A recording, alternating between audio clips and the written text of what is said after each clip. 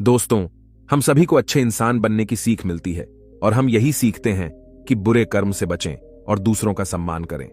लेकिन कई बार हम यह भूल जाते हैं कि कभी कभी हमारी अच्छाई का गलत फायदा भी उठाया जा सकता है। अच्छा इंसान किसे पसंद नहीं आता। बचपन से ही हमें सिखाया जाता है कि अच्छा इंसान बनो, अच्छे कर्म करो, किसी का गलत फायदा ना उठाओ। लेकिन यह सिखाया नहीं जाता कि जब हम पर कुछ लोगों द्वारा अन्याय किया जाता है तो हमें कैसे रहना चाहिए। जब हमारा गलत फायदा उठाया जा रहा हो, क्या तब भी अच्छे बने रहना और हमारा आत्मा सम्मान खोना सही है? जब एक अच्छे इंसान का हक जबरदस्ती छीना जा रहा हो, क्या तब भी अच्छे बने रहना ठीक है? दोस्तों, अच्छा होना आजकल एक आदर्श माना जाता है। जैसे कि आपने अपने आसपास के लोगों को यह कहते सुना होगा कि देखो वह इंसान कितना ज्यादा अच्छा है। लेकिन हम इस बीच यह भूल जाते हैं कि अच्छे होने की भी एक सीमा होना जरूरी है। हमें यह याद रखना चाहिए कि हद से ज्यादा अच्छा होना भी अच्छा नहीं होता। और अगर हम यह भूल जाएंगे तो यह दुनिया हमें यह बार बार याद दिलाएगी और साबित करेगी कि हद से ज्यादा अच्छा होना भी अच्छा नहीं होता। अक्सर आपने यह देखा होगा कि जो जितना अच्छा होता है उसे उतना ही दुख मिलता है। पर ऐसा क्यों? व्यक्ति हमेशा दूसरों की भावनाओं और जरूरतों को अपने आप से अधिक महत्वपूर्ण मानता है और इसी कारण वह खुद को एक कठिन स्थिति में पाता है। अक्सर उसे ऐसा महसूस होता है कि आखिर क्यों उसके किए हुए अच्छे कामों को लोग नजरअंदाज करते हैं और उल्टा उसी का गलत फायदा उठाया जाता है। कभी ज्यादा काम करवाने से लेकर तो कभी उसे बिना कोई महत्व देकर नजरअंदाज करने तक। किसी के लिए हम अच्छा करते हैं तो वहीं से हमें दुख प्राप्त क्यों होता है? आम तौर पर जब कोई आदमी कभी क्रोध कर दे या दुखी होकर किसी को भला बुरा कह दे तो हम उसे बुरा समझने लगते हैं। ऐसा आपके साथ भी हुआ होगा कि आपने कभी न कभी तंग होकर किसी को कुछ भला बुरा कह दिया होगा और सिर्फ उसी कारण आप लोगों के नजरों में बुरे माने जाने लगे। और जैसे कि कर्म और फल का नियम कहता है, बुरे कर्मों का परिणाम बुरा मिलेगा। आज तक आप यही समझते आए हैं कि सिर्फ बुरे कर्मों का फल बुरा होगा। लेकिन आज की इस कहानी के बाद आप ये समझ जाओगे कि अच्छा इंसान के साथ भी बुरा हो सकता है। जब वह हद से ज्यादा अच्छा बन जाए उस इंसान को दुहक ही मिलेगा, उसका परिणाम भी बुरा ही हो सकता है। तो चलिए आज की इस बोध कहानी के द्वारा हम यह समझेंगे कि ऐसी स्थिति में हमें क्या करना चाहिए और यह भी जानेंगे कि ज्यादा अच्छा होना अच्छा है या बुरा। तो चलिए शुरू करते हैं। बहुत समय पहले की बात है। एक नगर में एक धनी सेठ रहता था जो बहुत दयालु था। इतना बड़ा व्यापार और बहुत सारा धन होने के बावजूद वह एक भोला और दान करने वाला इंसान था। वह हर किसी की मदद करता था। उसके मन में लोगों के प्रति प्यार और दया की भावनाएं थीं। वह किसी का भी दुख नहीं देख पाता था। उसके इतने दयालु और भोलेपन की वजह से उसके आसपास के लोग उसकी इसी बात को उसकी कमजोरी समझकर उसका फायदा उठाते थे। कुछ लोग उस सेठ के सामने झूठ मूठ का रोना रोकर उससे पैसे उधार ले जाते थे। सेठ अमीर तो था ही और ऊपर से दयालु भी। जब वह सेठ उन लोगों की दुखी हालत देखता और उनकी परेशानियां सुनता तो उसका मन भर आता। और जब वह लोग उससे कहते कि मुझे थोड़ा धन उधार चाहिए, क्या तुम मेरी मदद करोगे? मैं तुम्हारा यह एहसान कभी नहीं भूलूंगा, तो वह मना नहीं कर पाता। वह सोचकर धन दे देता कि अभी इसका बुरा वक्त चल रहा है, इसको मेरी मदद की जरूरत है, बाद में यह पैसे लौटा देगा। धीरे धीरे वक्त गुजरता गया। लोग उस सेठ के आगे बिना बात का रोना रोते और उसका धन ले जाते और कभी वापस नहीं करते। सेठ भी कभी धन वापस नहीं मांगता था। उसको लगता था कि जब इसका बुरा वक्त गुजर जाएगा तो धन वापस कर देगा। लेकिन कहते हैं ना कि हर सुबह के बाद रात होती है, हर सुख के बाद दुख आता है और दुख के बाद सुख आता है। ठीक उसी तरह उस सेठ के साथ भी हुआ। कुछ सालों बाद उसे पास धन कम होने की वजह से उसके व्यापार में माल भरने के पैसे कम होने लगे और इसके वजह से उसके दुकान पर अब ग्राहक भी कम होने लगे, क्योंकि जो सामान उन ग्राहकों को चाहिए था वह सामान उस व्यापारी के पास खत्म होने लगा था और उस सामान को लाने के लिए अब उसके पास इतना धन भी नहीं था। धीरे धीरे सेठ का धन समाप्त हो गया। एक समय था जब वह सेठ अपने नगर के अमीर लोगों में आता था, पर आज उसके पास पैसे नहीं थे। ऊपर से ढेर सारा कर्ज उसे बाजार से लेना पड़ा। उसे समझ नहीं आ रहा था कि वह क्या करें। उसने महात्मा बुद्ध के बड़े चर्चे सुन रखे थे। उसे यह पता था कि उसके बहुत मित्रों ने उनके पास जाके अपने जीवन के लिए सही मार्गदर्शन लिए है और वह जो ज्ञान देते हैं वह काफी जिंदगियां सुधार चुका है। उसने निश्चय किया कि अब तथागत गौतम बुद्ध ही उनकी समस्या का हल बताएंगे। यही सोचकर वह अगले दिन गौतम बुद्ध से मिलने निकल पड़ता है। वहां जाकर बुद्ध को प्रणाम करते हैं। फिर सेठ गौतम बुद्ध से कहता है, मुझे मेरी समस्या का निवारण चाहिए।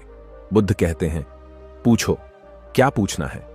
फिर सेठ उन्हें सारी बातें बताता है कि कैसे वो लोगों की मदद करके अमीर से गरीब हो गया, कैसे उसने बस लोगों की बुरी हालत देखकर अपने व्यापार के पैसे उन्हें मदद करने के लिए दे दिए और आज वह खुद जरूरतमंद हो गया है।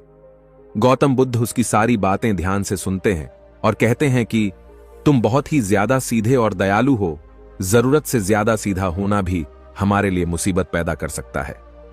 आगे बुद्ध कहते हैं, तुम लोगों की मदद इसलिए करते थे ताकि वो मुसीबत से बाहर निकल सके, लेकिन लोगों ने इसका फायदा उठाया और तुम्हें ठगने का काम करते रहे।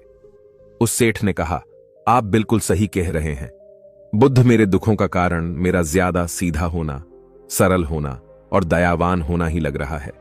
लेकिन मैं अब क्या करूं? मुझे रास्ता बताइए। क्या मैं बुरा बन जाऊं, दया निकालकर फेंक दूं, निर्दयी हो जाऊं? क्या अच्छाई करने की कोई कीमत नहीं इस दुनिया में? क्या मदद करने से या किसी का भला करने से बस यही परिणाम मिलता है? बुद्ध कहते हैं, नहीं, तुम्हें यह सब नहीं करना है। कई बार तुमने देखा होगा कि जो व्यक्ति ज्यादा अच्छा होता है उसे उतना ही ज्यादा दुख मिलता है। इसका सीधा कारण है कि वह अपनी अपने अधिकारों को सामने वाले की इच्छाओं से कम दर्जा देता है और फिर उसे जब भी आपसी अनबन होती है तो उसे अधिक तकलीफ होती है। लेकिन उसी के विपरीत हमें हमेशा यह भी नहीं सोचना चाहिए कि हमारा अच्छाई और भला करना बेकार है या यह बस हमारी कमजोरी है।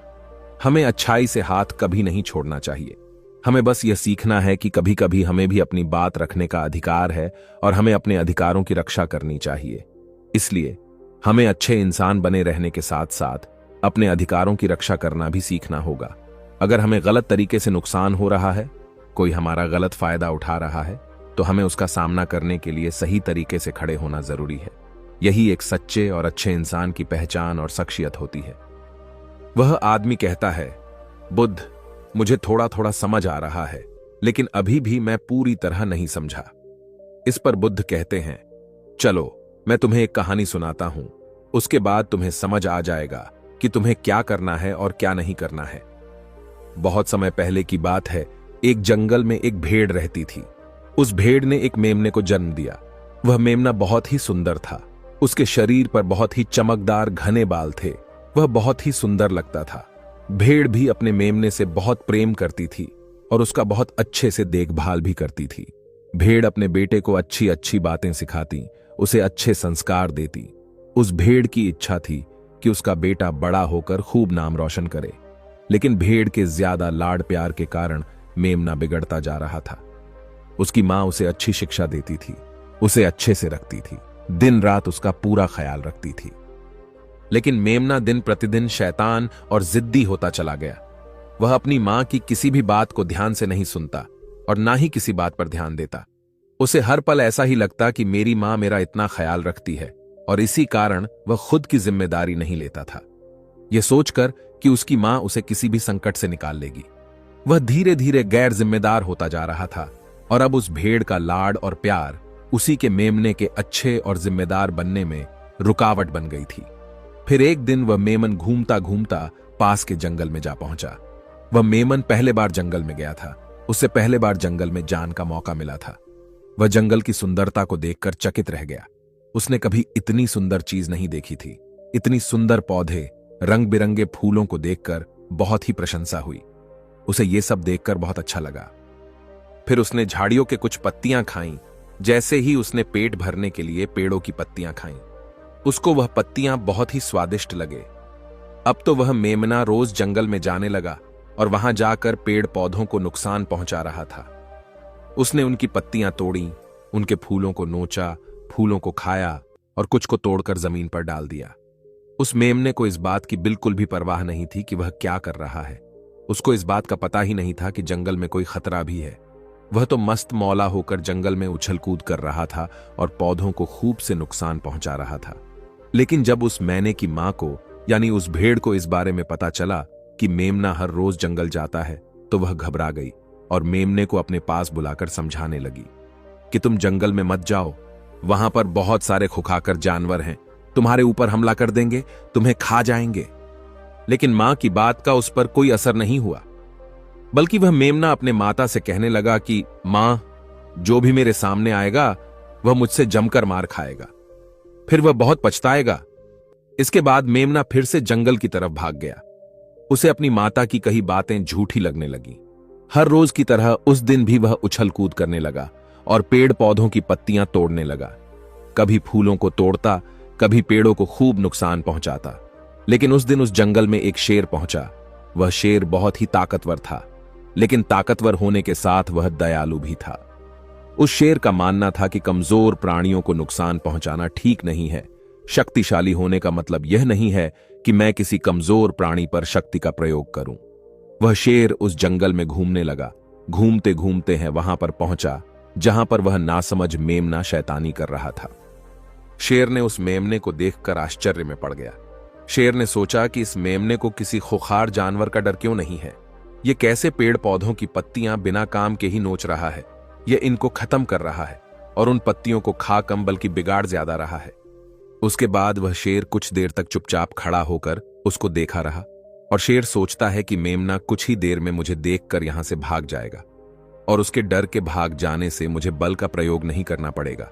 लेकिन ऐसा नहीं हुआ। शेर बहुत देर तक खड़ा रहा और वहीं इंतजार करने लगा कि मेमना यहां से कब जाएगा। लेकिन मेमना तो भोजन करने में व्यस्त था। उसे शेर का कोई ख्याल नहीं था।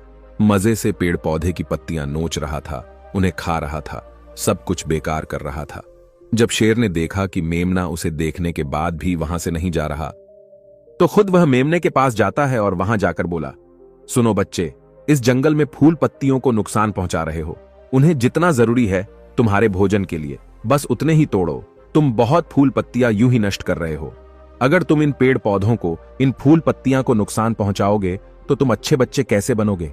अच्छे बच्चे कभी भी इस तरह जंगल में आकर पेड़ पौधों को नुकसान नहीं पहुंचाने लगते हैं। तुम्हारी मां ने तुम्हें अच्छा बच्चा नहीं बनाया।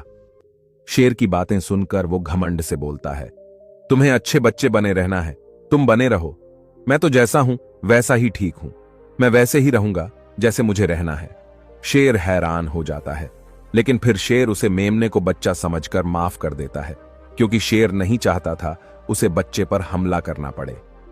तुम खतरनाक तो कहीं से नजर नहीं आते, चले जाओ यहां से, बड़े आए खतरनाक।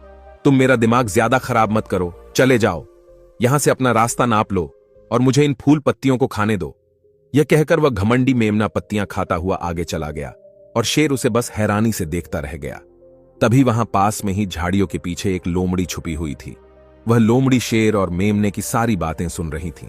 उस लोमड़ी को शेर राजा की इस तरह बेइज्जती बर्दाश्त नहीं हुई, तो वहां से झाड़ियों से निकलकर शेर के पास आ पहुंची और शेर के पास आकर बोली, क्षमा कीजिएगा महाराज, आप तो इस जंगल के महाराज हैं, इतने बलशाली हैं।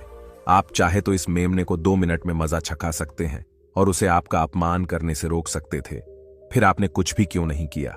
इस पर शेर ने कहा, मैंने उस बच्चे का भला सोचा, मुझे ऐसे ही किसी बच्चे को अपनी ताकत का शिकार नहीं बनाना था। यह सब सुनकर लोमड़ी बोली, महाराज, लेकिन आपके इतने सीधेपन और दयावान होने के कारण ही उस मेमने की हिम्मत बढ़ गई है। वह आपके सीधेपन का गलत फायदा उठा रहा है और जंगल में इधर उधर घूम रहा है और पेड़ पौधों को नुकसान पहुंचा रहा है। मुझे पता है कि कमजोर प्राणी पर हमला नहीं करना चाहिए, यह बहुत बुरी बात है, और यह भी दया करना एक अच्छा गुण है। लेकिन शासन में कभी कभी भय दिखाना भी जरूरी है। आपकी यह बात सही है कि प्रजा के साथ दयालुता का व्यवहार करना चाहिए, लेकिन इसके साथ साथ यह भी जरूरी है कि उनके मन में राजा के प्रति डर भी हो, ताकि वह इस तरह के अपराध ना करें, कोई मर्यादा ना तोड़े। लोमड़ी की बात सुनकर जंगल का राजा शेर लोमड़ी से कहता है, क्या ऐसा हो सकता है कि मेमने को भय दिखाकर हम उसे काबू में कर सकें, जिससे कि उसमें सुधार आए और उस मेमने को किसी तरह का नुकसान भी ना पहुंचे, जिससे कि वह जंगल के पेड़ पौधों को कोई नुकसान ना पहुंचाए? फिर शेर कहता है, लोमड़ी, क्या तुम ऐसा कर सकती हो? शेर के बात सुनकर लोमड़ी कहती है, जी हां महाराज, बिल्कुल, मैं ऐसा कर सकती हूं कि वह डर भी जाए, सुधर भी जाए और उसे कोई नुकसान भी ना हो। उसे इतना डरा दूंगी कि वह जंगल में कभी दोबारा घुसने की हिम्मत नहीं करेगा। मैं उसे इस तरह डराऊंगी कि उसके मन में भय बैठ जाएगा। फिर वह जंगल के पेड़ पौधों को भी नुकसान नहीं पहुंचाएगा और साथ ही साथ मैं उस मेमने को कोई भी नुकसान नहीं पहुंचने दूंगी।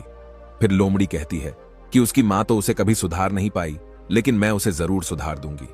लोमड़ी की बातें सुनकर शेर ने बोला, अच्छा ठीक है, तुम कोशिश करके देखो।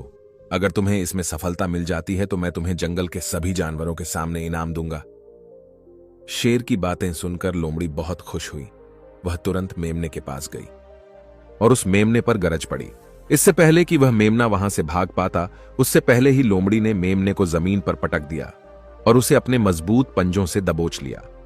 मेमने को दबोचने के बाद लोमड़ी मेमने से बोली कि बोल, तुझे मार दिया जाए या छोड़ दिया जाए, तुमने इस जंगल के पेड़ पौधे, यहाँ के फूल और कमजोर प्राणियों के साथ भी तो यही किया है। मेरे ख्याल में मार ही देना चाहिए। लोमड़ी की बातें सुनकर मेमना डर के मारे थर थर कांपने लगा। फिर वह लोमड़ी से बोलने लगा, मुझे माफ कर दो, मुझे छोड़ दो, मुझे यहां से जाने दो। मैं कभी भी जंगल की तरफ नहीं आऊंगा, ना ही कभी पेड़ पौधों को कोई नुकसान पहुंचाऊंगा, और अब मैं कभी कोई गलती नहीं करूंगा। तब लोमड़ी ने मेमने की पकड़ ढीली की। जैसे ही मेमने की पकड़ ढीली हुई, वह जोर जोर से भागने लगा। वह गिरता उठाता भागता हुआ अपनी मां के पास जा पहुंचा। उधर लोमड़ी शेर के पास गई और सर झुकाकर बोली, देखा महाराज, ताकत के साथ दिमाग का प्रयोग करना भी बहुत जरूरी होता है। तभी लोग हमारा सम्मान करते हैं, तभी हमारी अच्छाई का गलत फायदा नहीं उठाया जाएगा। लोमड़ी की बात सुनकर शेर लोमड़ी की योग्यता से प्रभावित हुआ। उसने लोमड़ी को सारे जानवरों के सामने इनाम दिया। उधर वह मेमना घबराए हुए अपनी मां के पास पहुंचा और अपनी मां से आकर लिपट गया और मां से क्षमा मांगने लगा। मां, मुझे क्षमा कर दो, मैंने आपकी बात कभी नहीं मानी। आप मुझे हमेशा सही कहती थी कि जंगल में बहुत खतरनाक जानवर रहते हैं। आज के बाद मैं कभी भी उसे जंगल में नहीं जाऊंगा। फिर बुद्ध उस व्यापारी को कहते हैं, देखा बेटा, इतने अच्छे मत बनो कि लोग तुम्हें खा जाए, और ना ही इतने कड़वे बनो कि लोग तुम्हें खाए ही नहीं। जरूरत से ज्यादा अच्छा बनना इंसान को दुख देगा। लोग उसका सम्मान नहीं करेंगे, बल्कि उसे पागल समझेंगे। गौतम बुद्ध को सेठ से कहते हैं, अगर शेर भी अच्छा बनने का दिखावा करेगा या फिर अच्छा बनकर रहेगा तो लोग उससे डरने की बजाय उसे पागल समझेंगे। सेठ को समझते हुए बुद्ध बोले, अगर हम ज्यादा अच्छे बनकर पेश आते हैं तो लोग हमारी अच्छाई का फायदा उठाने लगता है। तुम लोगों के लिए भले उनकी मदद करते हो, वही लोग भोले बनकर तुम्हें ठगने की कोशिश करेंगे। तुम्हें लोगों की मदद करना छोड़ना नहीं, बल्कि समस्या सुनकर उसे धन देने की बजाय उन्हें समाधान देने की कोशिश करो। अगर धन की आवश्यकता पड़े तो थोड़ा बहुत धन दे सकते हो, लेकिन हर समस्या का समाधान धन से करने की बजाय निवारण से करो। इससे वही लोग तुम्हारे पास समस्या लेकर आएंगे जिनको हकीकत में दिक्कत है। पैसे ठगने वालों से तुम्हें मुक्ति मिल जाएगी। सेठ बुद्ध को प्रणाम करता है और धन्यवाद कहकर वहां से चला जाता है। फिर वह वैसा ही करता है जैसा बुद्ध बताते हैं, और कुछ ही सालों में वह पहले जैसा धनवान बन जाता है। दोस्तों, आपने आज के इस वीडियो से क्या सीखा, वह मुझे आप कमेंट में बता सकते हैं। इसी के साथ में उम्मीद है कि आपको आज की वीडियो पसंद आई होगी। तो इस वीडियो को उस इंसान को शेयर करें जिससे यह कहानी सुनने की जरूरत है, और उसी के ठीक बाद चैनल को सब्सक्राइब करें। तो चलिए फिर मिलते हैं ऐसी एक और नई वीडियो में एक नए मैसेज के साथ। तब तक के लिए अपना ख्याल रखें। धन्यवाद और नमो बुद्धाय।